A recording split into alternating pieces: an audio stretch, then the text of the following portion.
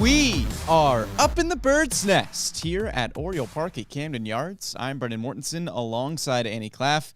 Annie, it's been a tough start to the season for our rec soccer team, Pathetico Madrid. It was kind of another Pathetico performance on Monday. 1-0 loss, just couldn't generate much on offense. I was a main culprit of that, really, but it wasn't our best performance. I know, it's really sad, too, because last season we were in the finals. We only had one loss going into Yeah, and I don't playoffs. think we've won a game this season. Did I make that We up? won one game. Okay. Yeah. Well, but it was very chilly on Monday, and that could have contributed to it. It was actually perfect. Sure, but the football other team was weather. playing in the same conditions as we were. Right, So you but- can't make that excuse. But And we went to Syracuse University, which is about true, I've colder forgotten than anywhere that else. at times. Right. Because I am definitely quite the wimp of the group when we pull up to the pitch, and I am just freezing. But It's good terminology, though. Thank you. But yeah, no, hopefully we get a win because it's starting to get really, really sad and pathetic. A little bit of Pathetico. It would yeah. help if we had another female on the team because then that would give me a sub because I'm one of the only two people on the field that stay in the whole time. But That's it's okay. That's true. Well, we do It need is you on only the a field the whole 40-minute time game. either way. Thank you. And I should Brendan. not be on the field most of the time, but I think we're going to bounce back. We get some key players back over the next few weeks, Will we? and we'll be in a good spot. Yeah, we'll be great. We'll be great. All right. Well, we've got a lot to talk about today. We have a Q&A episode here on the Bird's Nest. So you submitted fan questions on Twitter and Facebook over the last few days that we are going to be addressing here on this episode. If you're following along with us live on YouTube and Facebook, you can ask us questions throughout as well. And we will try to get to your questions. And then at the end of this podcast, Annie, we have the fantasy draft for our free agency showdown next week. So that's going to be fun. We will leave some time for that. But let's jump right into the questions. And I think the first and most important question comes from Jack on Twitter, which is Syracuse quarterback Kyle McCord a day 2 quarterback?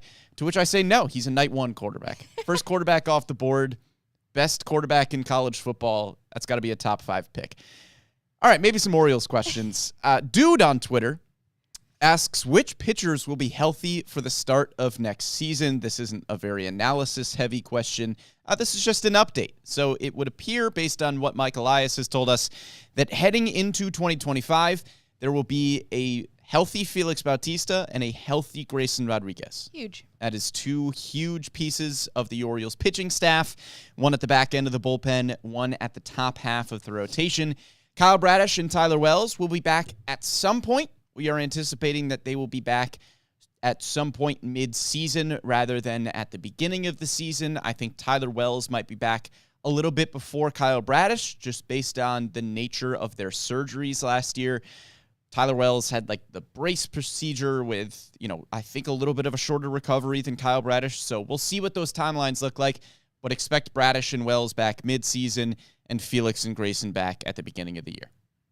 Yeah, 2 extremely huge additions coming back to the lineup, and we kind of saw that not only throughout this entire season without Felix Bautista in the bullpen, but also with Grayson Rodriguez, Kyle Bradish.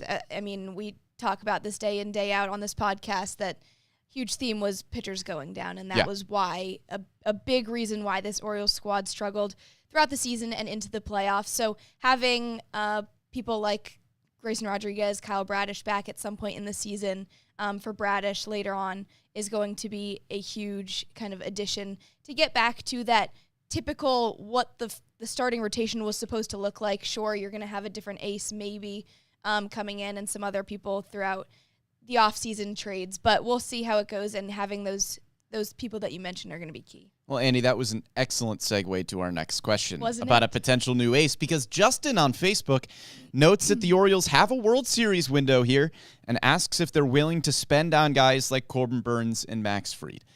So I'll start with the willingness there, because Mike Elias has noted that, especially with the backing of new ownership, he is in a position to make whatever moves the Orioles need to make that they feel like will help this baseball team win games. Now, in terms of whether or not that means a Corbin Burns or Max Fried, as we've talked about in the past with the positions that we were looking at that the Orioles needed this offseason, one of the biggest ones was a high-end starting pitcher. And there are a few different routes that the Orioles could take there. You could go for kind of the A-tier group of pitcher. I think Corbin Burnes might be alone in that A-tier if you're looking at it from that small of a level. But Max Fried, certainly right up there as well. Blake Snell was there. He went to the Dodgers. It was that caliber of pitcher. And then there's kind of a B-tier of guys. Somebody like Sean Manaea would fit into that category, where it's not necessarily an ace, but it's a really good number 2, number 3, slots in well with Zach Eflin. Grayson Rodriguez is a similar echelon of pitcher to those guys. The Orioles can't just hand out $200 million contracts left and right. No team in baseball can, again, outside of probably the Dodgers and maybe the Yankees. There are about 2 teams in baseball that can do that. Every other team in baseball has to be smart. And so the Orioles have to decide, do they want to have that long of a commitment to a Corbin Burnes or a Max Fried, or do they want to allocate that money elsewhere, whether it's to long-term extensions to guys already on the roster? Gunnar Henderson, Adley Rutschman could be up for extensions here pretty soon. Or do they want to go for, maybe they allocate some money to the outfield, Teoscar Hernandez and Anthony Santander, and then they spend a little bit smaller on the margins here and there. I think if the Orioles believe that they need a Corbin Burnes or a Max Fried, there is nothing stopping them from going to do that. And I think they would be willing to be in those conversations for bigger contracts with Burnes and Max Fried, but they just have to decide where they want to spend that money, because you can't just go tossing around $200 million.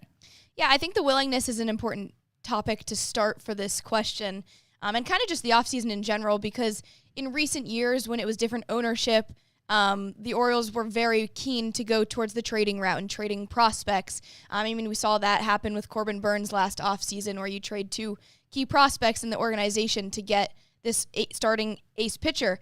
And this year is going to be fairly different given the new ownership. And we've heard about this all around kind of the industry hubbub right now, is that the Orioles will likely go for kind of that free agent expensive free agents instead of that trade route, because it's kind of a different caliber of farm system that you are working with as well. And there is more money to kind of go out and get those expensive players. So I do think I wouldn't be surprised if they spend a lot on key players that they know will contribute and have immediate impact to this squad.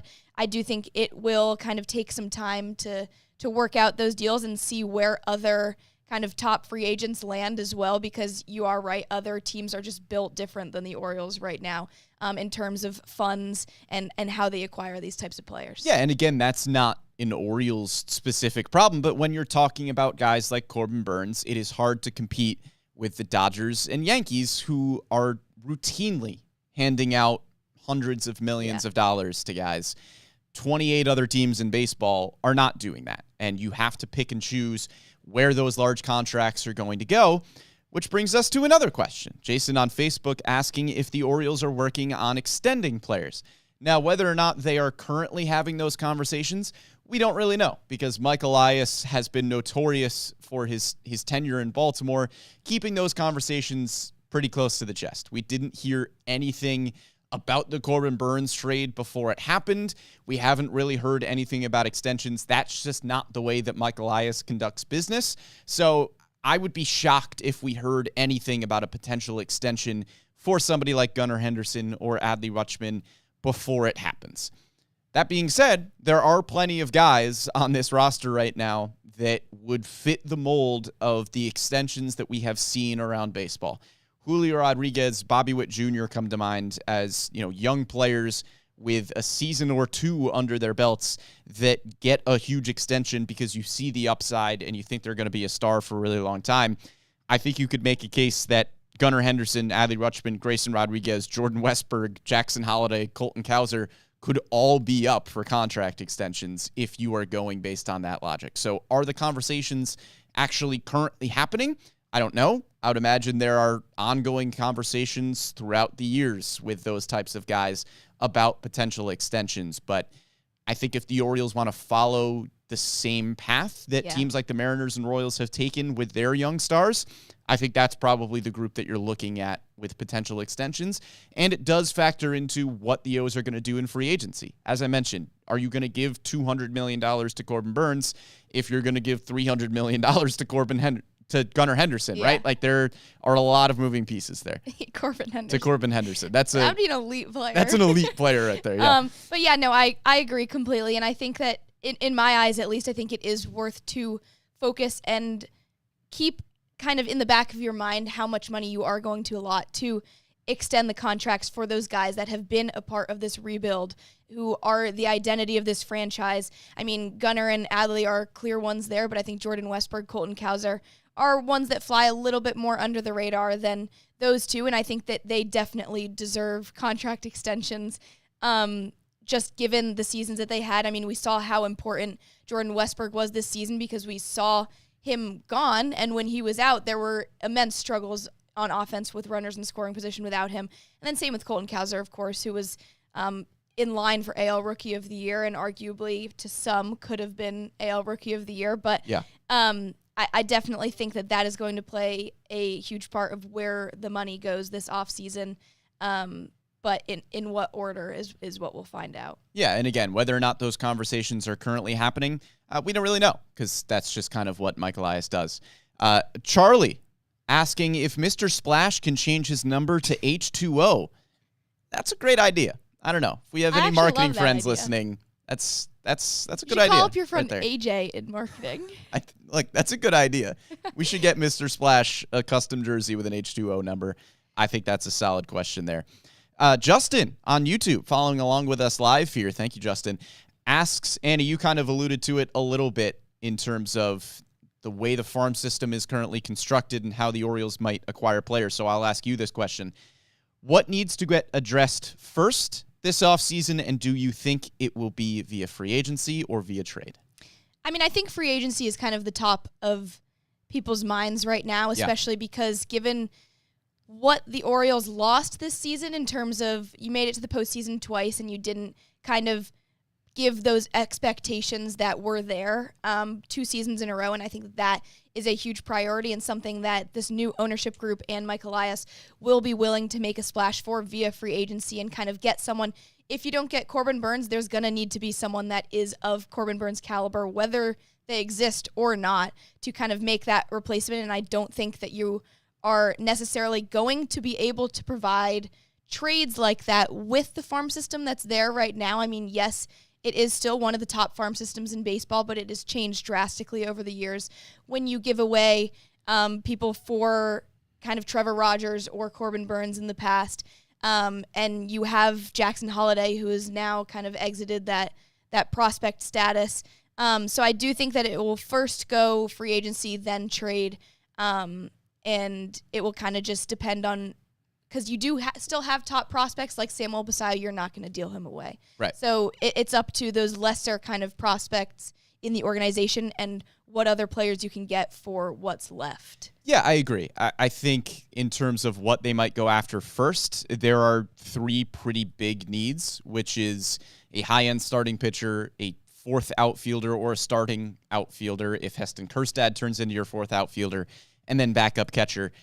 If I had to venture a guess, I would say that all of those positions are going to be addressed via free agency because, as you mentioned, the farm system is still good. It's still probably a top 10 farm system in baseball, but it is not a top farm system in baseball like it was before. And that is because, as you mentioned, guys have graduated like Jackson Holliday and Colton Cowser and Heston Kjerstad, and you have traded guys away like Joey Ortiz and Connor Norby. And when you look at the current state of the farm system, you don't really have the prospect, 75 to 100 in baseball that you could deal away for somebody at the deadline or in the offseason. That was the Joey Ortiz and the Connor Norby guys that you could trade for talented pitchers. You got Corbin Burns because you had somebody like Joey Ortiz in the farm system who wasn't going to have a ton of playing time with Jackson Holliday and Jordan Westberg and Gunnar Henderson. So you were able to make that move. But after Kobe Mayo and Samuel Basallo, who are at the very top of baseball's prospects, they are both top 10 prospects, according to a lot of outlets, you don't have any other top 100 prospects at this point. There are guys that could be top 100 down the line, Vance Honeycutt, Enrique Bradfield Jr., but as of right now, they probably don't command the talent in terms of a starting pitcher that you would be looking for if you were to trade those guys away. So you're not really getting the bang for your buck in trades right now like you were in years past. So I think free agency is the way to go to acquire that talent. But speaking of trades and speaking of the farm system, Patrick on Twitter asks about potential trade candidates with a logjam of outfielders and corner infielders. I think you're probably just going to have the usual suspects that we hear about at the deadline and in the offseason in terms of guys that the Orioles could trade. Samuel Basallo, Kobe Mayo, Heston Kjerstad, I think are going to headline those conversations, and I think they are always going to be tossed around when you talk about the Orioles potentially acquiring somebody like Garrett Crochet. We heard it all of last season. Would the Orioles be willing to trade Basallo? Would they trade Kjerstad?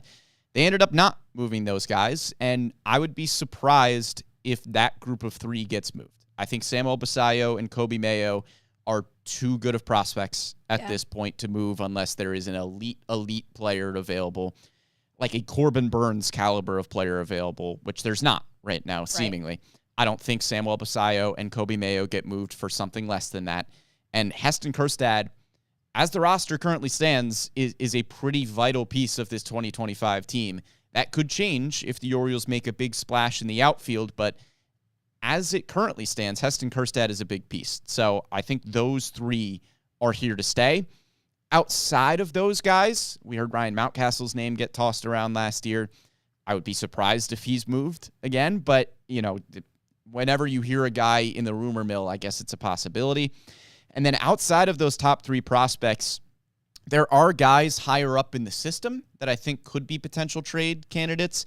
Talking about Chase McDermott, Dylan Beavers, Judd Fabian, that don't really have a clear path to playing time. Right. They just don't have probably the same value to other teams that somebody like Joey Ortiz or Connor Norby did. Right, and I'm not sure if those guys will be kind of like play a piece into trades this offseason, but more so if they do become a piece into a trade, it would likely be closer to the trade deadline. Yeah. Kind of when you get to see more of how they play in AAA Norfolk this coming spring.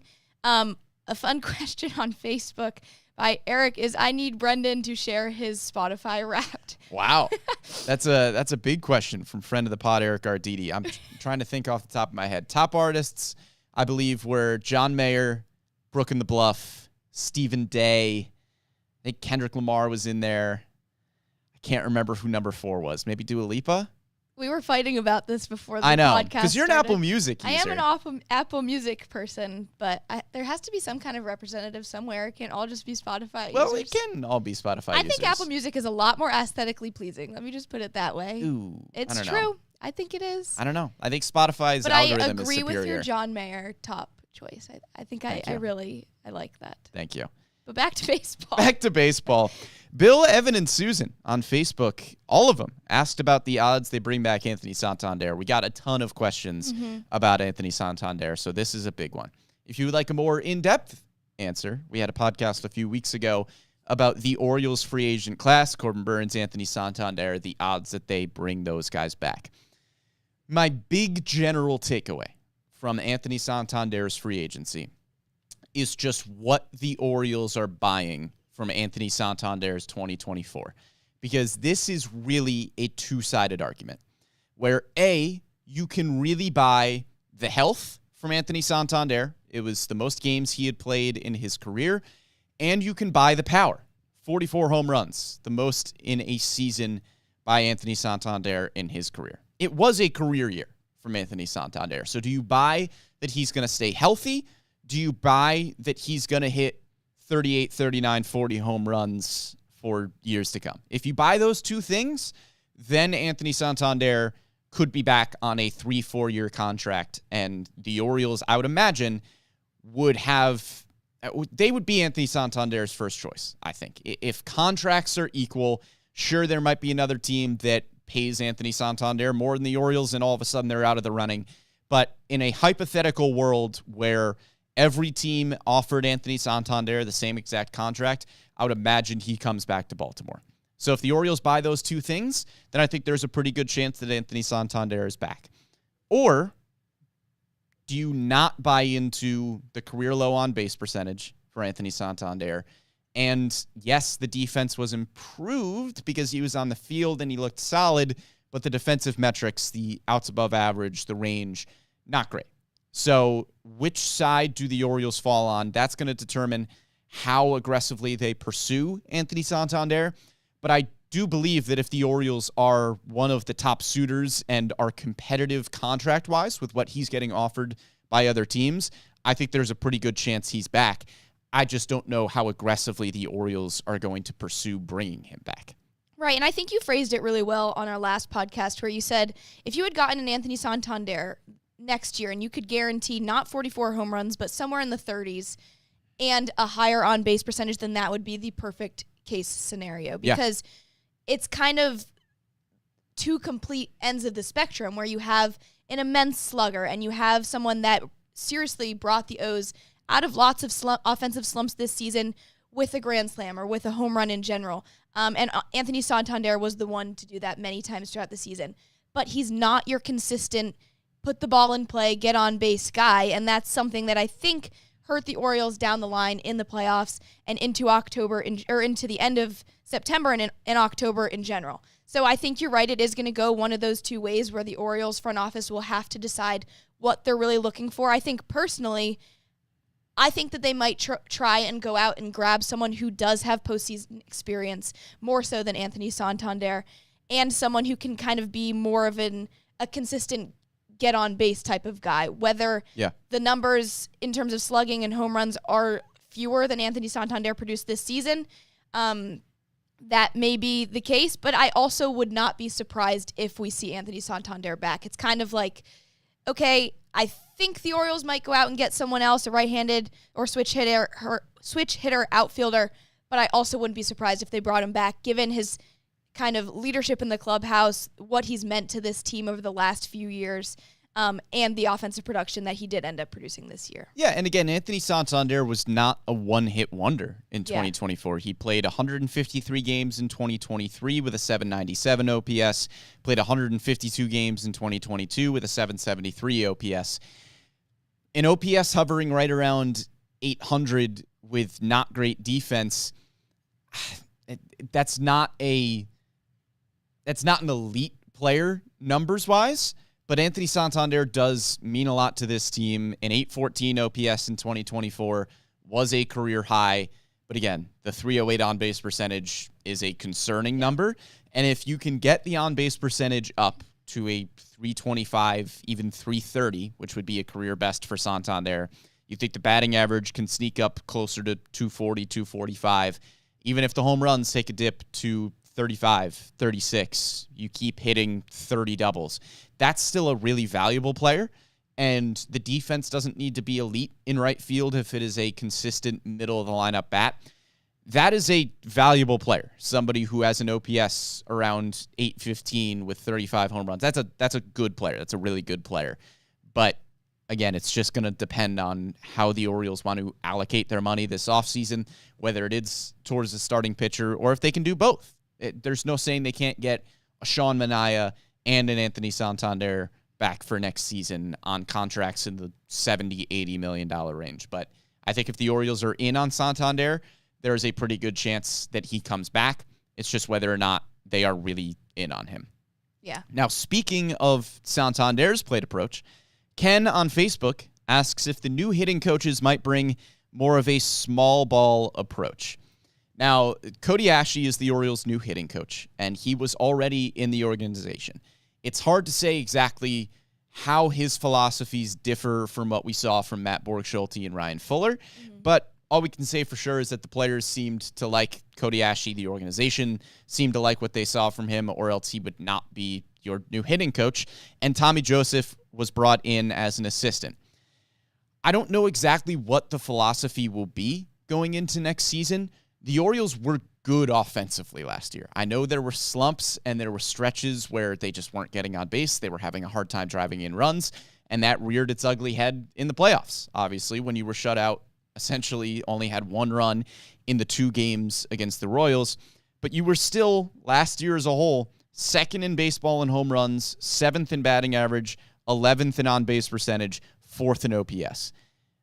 That's a really good offensive team by all of those metrics. So I can't imagine that the philosophy is going to take a drastic change, But 11th in on-base percentage with how talented this lineup is, I think could be a little bit better. And you saw the slumps where they weren't hitting as many home runs, and the on-base percentage also wasn't there. And yeah, I think you could make a case that they should play, I don't know if small ball is necessarily the way I would phrase it, but take more walks, be a little bit more selective at the plate. We saw career lows in on-base percentage for important hitters, like Adley Rutschman's on-base percentage took a drastic hit. Yeah. Anthony Santander's on-base percentage took a 20-point hit. So, yes, I would like to see a higher on-base percentage from those guys, but when you're fourth in baseball in OPS, second in home runs, you're scoring a lot of runs, I don't think you need a drastic change. Right. And kind of going off of that, Dude on X had a part two of his first question that you answered before was, he said, O's hitting took a drastic change during 2024, going from being selective, taking pitches, to swinging at junk for fensive. I'm not sure if that's a statement or a question, but I think it essentially means swinging too much for home runs. Right. I would say. I think that kind of what you were just saying, I think that a huge part of why that drastic change happened this past season was because guys were pressing, where at the plate, instead of kind of feeling like they could be selective and wait for the perfect pitch to hit, they felt like at the plate, once they get up there, they had to press and kind of be that guy to make a really strong hit. And I think that that's why it made that shift from being selective, taking pitches and drawing walks, to being a little bit overly aggressive at the plate. So I think that that's probably the reason for that. And then going off of it, if they're asking kind of what's going to change for the upcoming season, again, we're going to find out with this new hitting coaching staff. If things are much different, I'm sure that that's going to be a topic of conversation for them going into this spring training, and then this new season is kind of focusing back to the point where you're not pressing, and instead you are focusing on maintaining the plate approach that you knew to work, and what's been instilled in you from the start. Yeah, and part of that is just the fact that you have young hitters that didn't have postseason experience going into that series against the Royals. You had young hitters that were trying to press while the Orioles were in a slump towards the end of the season. We talked about it a lot during the season, where Brandon Hyde was, trying to get his guys to just keep things simple and lock in on their approach at the plate, because it's hard when you have that young of a lineup that's not used to losing, and then all of a sudden you're not winning games. You're trying to press. You're trying to be the guy that turns things around. I also don't want to completely just, disregard and dump on the home run approach. Home runs score runs. Yeah. Home runs are still really good. And I know you want to get on base, and you would like to see the walk numbers go up. You would like to see that on base percentage grow up. But the home runs still score runs. They put runs on the board. It's the name of the game. Like, you still want to hit a lot of home runs. So I don't think their approach is going to drastically change, because, again, it was still a good offensive team last year, despite the slumps. Matt on Facebook, this wasn't really a question, but says, trade Gunnar, Westberg, Holiday, and Cowser for pitching, release Rutschman. No. That's kind of all I got for that one. It wasn't really a question, but no. Severely disagree with that statement. Can't agree with you there.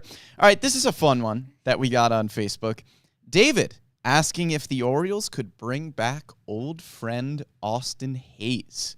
Very fun question. Look, I think Austin Hayes kind of fits the mold, depending on what you are looking for. In theory, this makes sense. If you believe that Heston Kjerstad is going to be a close to everyday outfielder in right field, then Austin Hayes makes sense as a fourth outfielder. Yeah. Obviously, a long history in Baltimore. He was an all-star in 2023, struggled at the start of last season, traded to Philly at the deadline. I think it was a hard situation to discuss last year, because Austin Hayes, coming off of an all-star campaign, assumed, and we assumed as well, that he was going to be the starter in left field throughout the season. And maybe Colton Cowser would work his way into a platoon situation, and we would have to have a discussion at some point during the season about their playing time. And then the year starts, and Colton Cowser lights the world on fire in April, and Austin Hayes really struggles, and very quickly it turns into Colton Cowser's everyday job, and Austin Hayes kind of took a back seat. And that was, I'm sure, a difficult thing for Austin Hayes. It was kind of a weird situation, as mentioned, for us to talk about as well, where this was an all-star, this was a veteran, and then all of a sudden here comes Colton Cowser, and Austin Hayes is kind of dethroned. He was a good veteran leader in the clubhouse, seemed to have a great relationship with those guys. It was kind of an ominous day in the Orioles clubhouse because you knew that they made a deal that ultimately ended up making the team better. Sir Anthony Dominguez was a good addition, but it's also weird. Austin Hayes, this was a competitive team. You were pushing towards the playoffs. Austin Hayes seemed to be an important part of that, and then he was dealt at the deadline. He's great against lefties. He's a great defender. He could play right field, left field, center field, wherever you need him to play. I think it would come down to two things. A, as I mentioned, is Heston Kjerstad ready to step up and be close to your everyday right fielder? And B, would Austin Hayes come back to Baltimore after kind of a bit of an unceremonious end after a long career here? And would he accept a role as a fourth outfield platoon type of player that is, occasionally filling in for Kjerstad against lefties, maybe filling in for Mullins in center against lefties? I think in theory, it makes sense, and it would be cool to have him back in the clubhouse. He obviously had great relationships with a lot of those guys, but would Hayes be willing to accept that role? Because I think he could be a starter elsewhere in free agency as well. So I don't know. I think those definitely are the two biggest question marks. Another one I might add is, would this Orioles front office kind of be keen to bring him back? Because what does that say if you bring Austin Hayes back? Does that kind of allude to, we kind of messed up on this trade last year, which I don't think is the case at all because, like you said, Sir Anthony Dominguez was honestly... Well, in that case, it would almost be a win-win because you moved Austin Hayes at the deadline, you got Sir Anthony Dominguez, he's still here, and then you got Austin Hayes back. Like, that would... Very true, yes. But in terms of, principle and morals, I don't know. But I think that Austin Hayes would fit the mold, and I would actually really like to see... Because I want to see Heston Kjerstad fill that role as being the number one guy in that corner outfield. Sure. Because if you bring in another expensive outfielder like Teoscar Hernandez or someone else, then you're going to see less at-bats and less kind of playing time for Heston Kjerstad, which I think that he really deserves. And yes, it would be great to get someone of the same caliber as Teoscar Hernandez. But I also do think that whether that would kind of push Heston Kjerstad to kind of be that main guy and that everyday player, or if it would kind of make him be like, okay, this is the same old. Sure. I don't know, but I think if you did bring in Hayes and make him that fourth guy and have Heston Kjerstad as that everyday outfielder, I think that would be awesome because I think it would kind of give us a chance to see exactly what Heston Kjerstad can do, and he can prove himself more so than if another guy came in. Yeah, and that being said, I think it's more likely that they bring in an Austin Hayes type than Austin Hayes specifically, because I would be surprised if this reunion happens. I'll give it a 2% chance that Austin Hayes is back. I don't think it's going to happen, but it would be kind of a fun story if Austin Hayes, embraces that role and wants to be back in Baltimore. Right. All right, Annie, last question. Bill on Facebook asking if the Orioles did too much bringing the wall back in after Mike Elias. Look, no, I don't think they did is my answer to that question. Mike Elias kind of alluded to the fact that they felt like they overcorrected the first time, pushing the wall in left field as far back as they did, and this is correcting the overcorrection. So I don't think moving it back in is once again an overcorrection. I think it was an overcorrection the first time when they pushed left field back as far as they did, where, there were how many home runs that were home runs in 29 out of 30 ballparks, and Camden Yards was the only place that it wasn't a home run. So I think this is getting things back to a little bit of normalcy, and so, no, I don't think it's an overcorrection to bring it back in. Right, and I also think it'll kind of make playing at Camden Yards be a little bit more attractive to some power right-handed bats that are free agents right now, because that would have been, if it were still the way it was before they decided to bring the wall back in, then it would definitely be a little bit harder to kind of acquire some of these top free agents, which we will discuss in a bit. You're killing it with the segues today, Annie. Thanks. Come on now. But yes, I think that moving the wall back in is kind of a needed happy medium that Elias kind of said it was going to be, and it'll help the case for bringing in top free agents in that outfield. Yeah, absolutely. Well, let's talk about some free agents after our big Q&A session. Thank you for submitting your questions. Sorry if there were some questions that we couldn't get to. Some of your questions were just yelling at us, so we didn't read those. But we appreciate your questions, and hopefully you got yours answered. But it's time for our fantasy draft here, Annie. I'm nervous. Next week on the podcast, it's going to be a great show. Make sure you tune in live 11 a.m. YouTube, Facebook next week, because it's going to be our free agent showdown. Last week, was it last week? 2 weeks ago. 2 weeks ago, Before Thanksgiving. Yeah. Some vague amount of time ago, we had a podcast about the Orioles' biggest needs in terms of position groups. And we came up with 5 categories, which was high-end starting pitcher, a right-handed or switch-hitting outfielder, a lefty bullpen option, backup catcher, and pitching depth. Those were the 5 categories that we came up with. So next week, Annie, we will each have one player in those categories, and we will go through each category, and we will make our argument for which player the Orioles should acquire or sign. And then the fans, you guys, the listeners, will decide who made the better argument, and you will cast your vote for who you want the Orioles to sign. Now, we come down to deciding on which player we each have. So here's how this is going to work.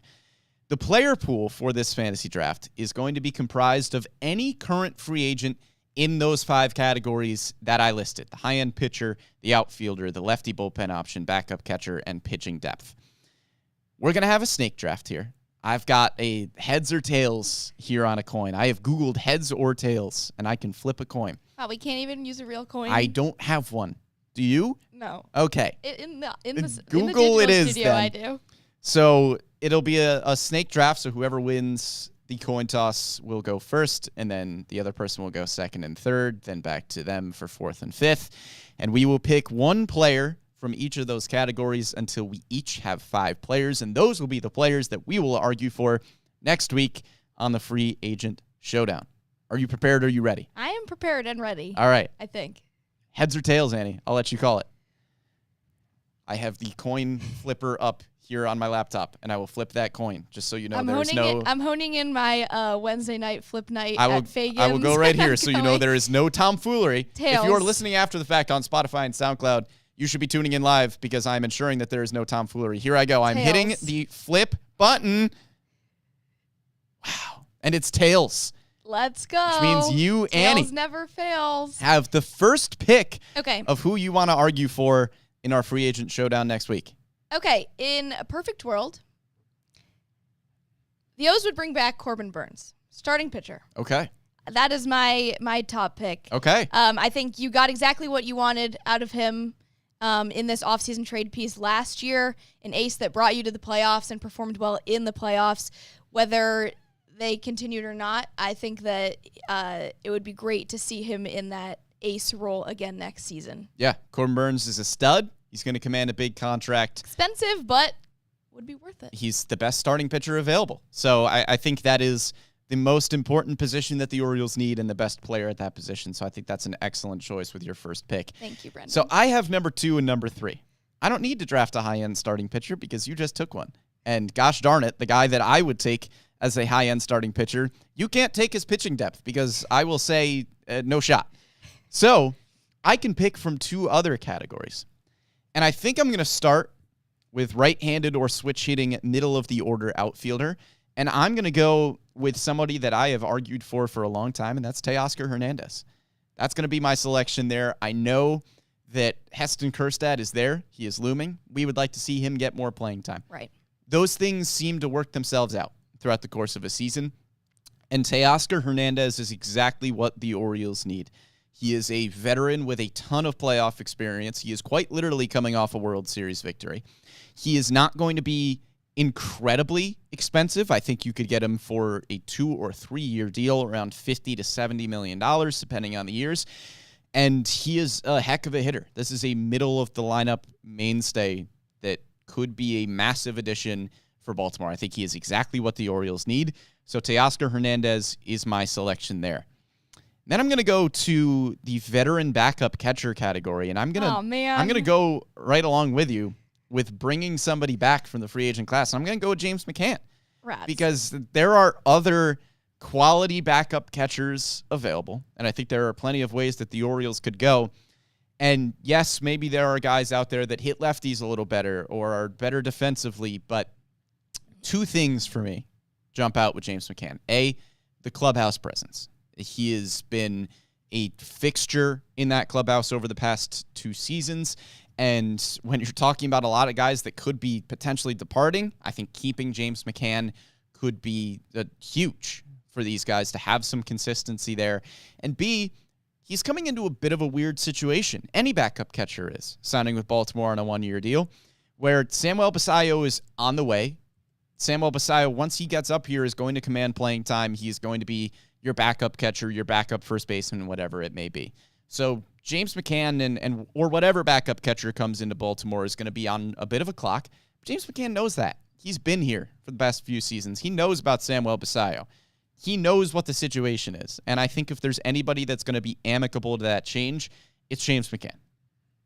All right. Those are my selections. I'm envious that you got James McCann. I love him, and I'm really sad he won't be in my face-off. But that's okay. It's the way the cookie crumbles. All right. So for my second pick, going straight to – okay, I'll get the right-handed hitting outfielder out of the way. I think that this one, there's 2 main names that come after Teoscar Hernandez in a lot of kind of who the Orioles should go after. I think Tyler O'Neill is one of them. I am not going to take him. Okay. Because I think that there are 2 major red flags with him. His 33.6% strikeout rate is a blaring issue. Sure, that could change if he comes to Baltimore under different coaching staff. Who knows? But injury history is also a big red flag. And I think that, yes, it would be high risk, high reward with Tyler O'Neill, but I'm not going to make that bet. And instead, I'm going with Randall Grichuk, bringing him back to Baltimore. He was there for the peak rebuild years. So I think, and he's coming off of a breakthrough season this year with the Diamondbacks, where he slashed 291, 328, 528, and 875 OPS, 16.5% strikeout rate. So more than half of what Tyler O'Neill is. And also used as a platoon bat this season, and I think that that's something that the Orioles needed this past season. He had 321 against lefties this year, plus 15 games in the postseason, so get that veteran status as well. So he is my second pick. So I have Corbin Burns and Randall Grichuk. Yeah, Orioles killer, Randall Grichuk.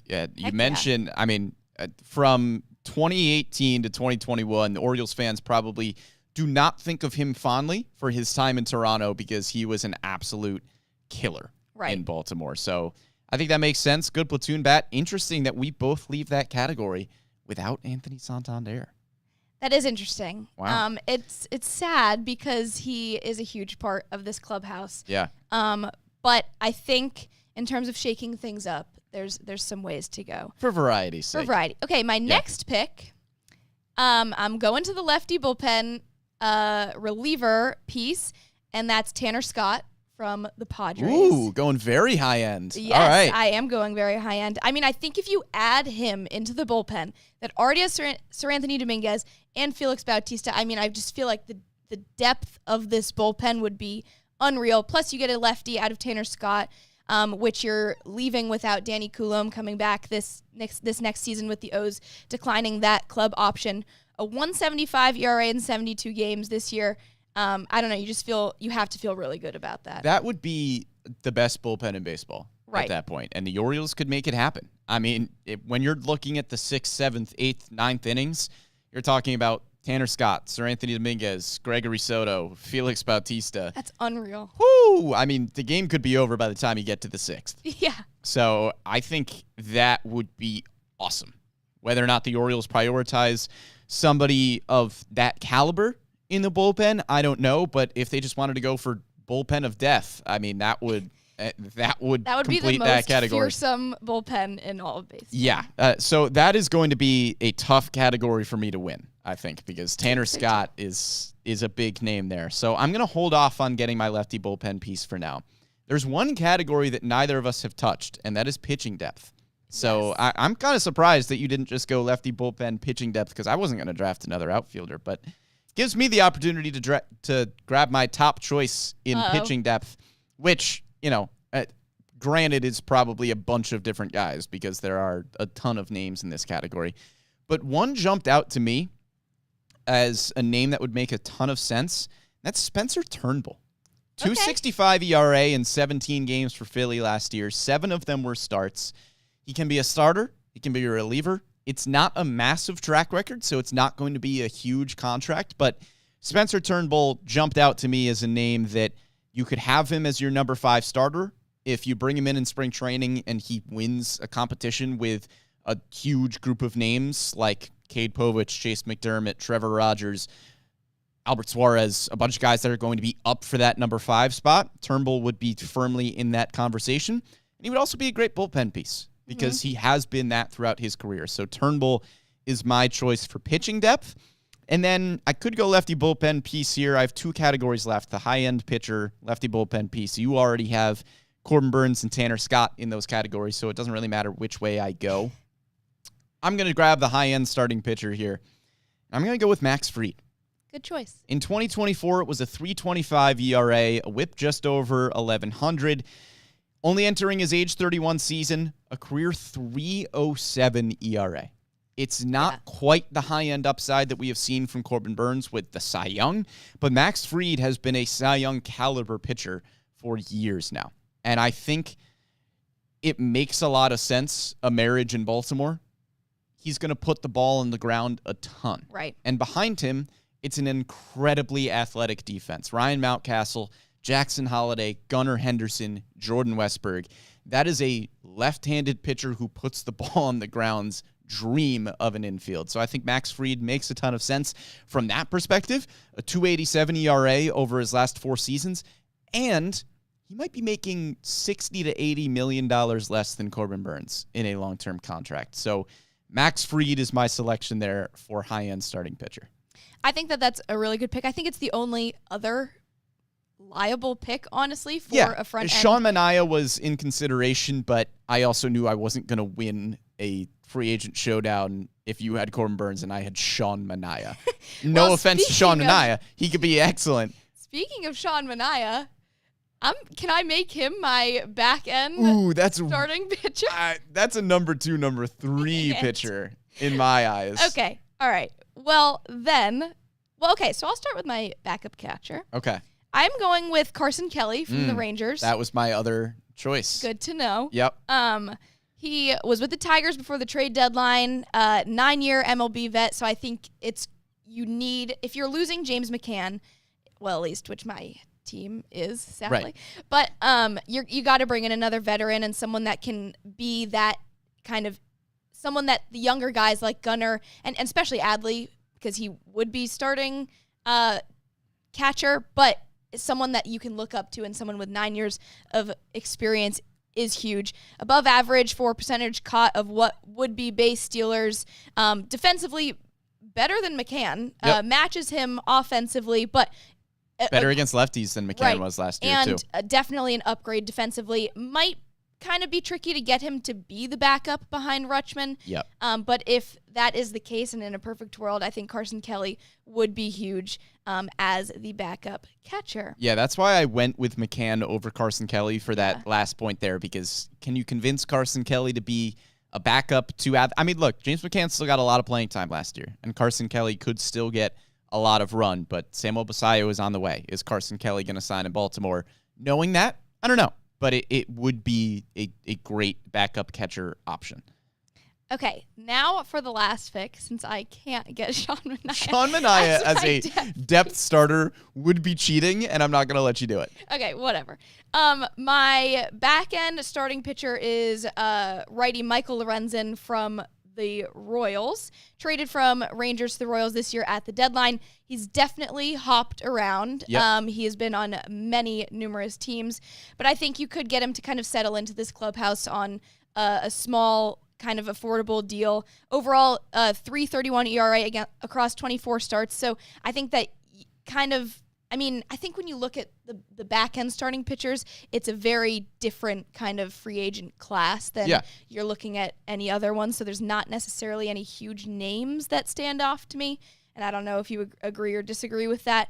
But I think Michael Lorenzen, for me, could be a guy that slots into that back end of the starting rotation. Yeah, my only hesitation with Lorenzen was that I think he might just flat out want to be a starting pitcher, and I don't know if he works into that conversation as a potential 5. I think if you're signing Michael Lorenzen, he is like a solid 5, but maybe the Orioles could go for that, right? Somebody who is closer to a Dean Kramer than he is to a Chase McDermott, Trevor Rogers echelon of pitcher. So I think that would make sense. We'll see what kind of contract Michael Lorenzen commands.